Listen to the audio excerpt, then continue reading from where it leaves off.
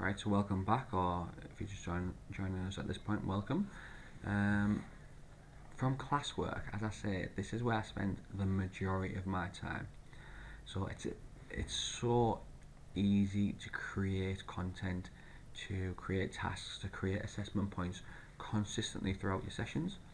So it's good practice, but you can do it any way you like. The first thing I would normally do is create a topic. And what a topic is kind of a subfolder, a structure for your lessons. So this might be for learning outcomes, this could be for lessons, so lesson 1, lesson 2, lesson 3. It could be for topics, it could be for anything you like really. But the first topic I normally create is kind of I deliver units, so it'll be a unit overview. You'll see that it creates a nice header for me.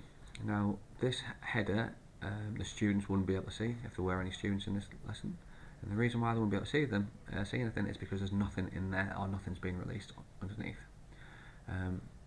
So what I'm going to do is create a material. So what a material is I am providing the students with something to look at. For example, I don't want them to do anything with it, I don't want them to comment on it really as a task. They can comment on it, they can have a discussion underneath it, but I'm not assigning them something to do. It's a material. So I might just say welcome, and I might add in here, this is Grammarly, I've got that as a no thanks. I could say please check out the unit spec. And then why I'm saying please check out the unit spec, if I spelled please right, thank you Grammarly. What I can do is, from this point I can add or create something. So I can add in something from your Google Drive, which I mentioned earlier. So it could be a worksheet, it could be a PDF, it could be whatever it might be. A link would be a link to a website. So again, if the unit specs on the course overview from the exam board, it's a link to a PDF to the specification, you can put a link in. A file, now a file would be from your local computer. But as I say, I think good work in practice really, you wouldn't really be using local files, you'd be using your Google Drive, or even a YouTube video. It could be welcome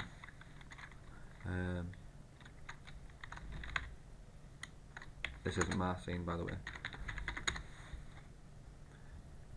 So you can see how easy it is to actually add in things.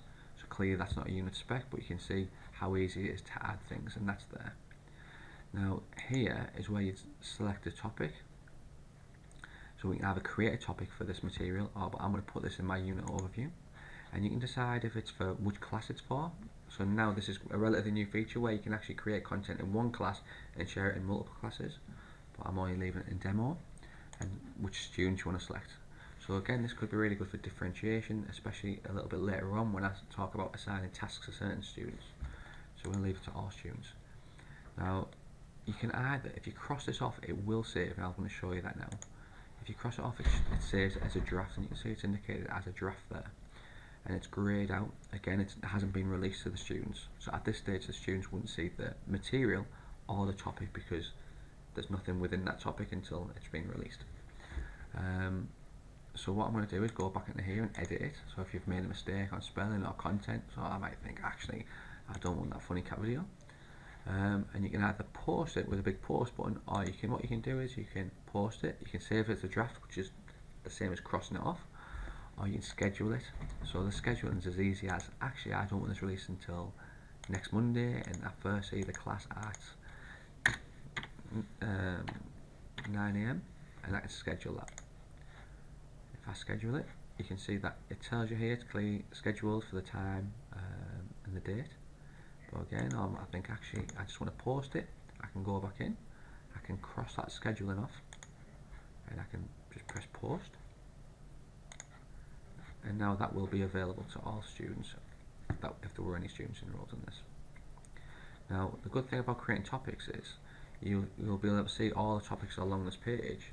However, if these topics become populated down the side here, so if say you were doing maths and you were doing a topic about algebra, you could create all your materials, if you were doing your topics this way instead of lessons, all your materials for algebra, and the students think, I'm not very good at algebra, so I can just click on that topic and it will bring up all the materials for algebra, all the assessments, all the things that you've assigned to them, which is really pretty good. Right, next thing I want to do, I'm going to create a new topic. Let's call that lesson 1. Now again, this is just my recommendations, good work practice, but you can do it any which way you want. It's your classroom, you're in charge. I'm going to create, what I typically do is I would say I'm going to ask a question. So it's going to be a pre-assessment, and this is how easy it is to ask a question. It makes it as easy as asking a question in your classroom. So I might say, what do you know about Google spelling? Now you can choose here short answer or multiple choice. I'm going to leave it a short answer, but I'll let you explore multiple choice where you can create the options. Instructions, optional, you don't have to do it. It's in this classroom, it's for all students. Again, this is the bit where you're going to give, I'm not going to grade this, I don't care what they know about Google Classroom in terms of allocating a point score. So it's going to be ungraded. You can still give feedback and you can still create a discussion. Due date, if you so wish, as easy as picking a due date. I don't want a due date, so I'll just cross that off. Topic, it's going to be in lesson 1, but you could put in unit overview, you can create a new topic as I say. And here, students can edit answer. I typically don't leave that in there.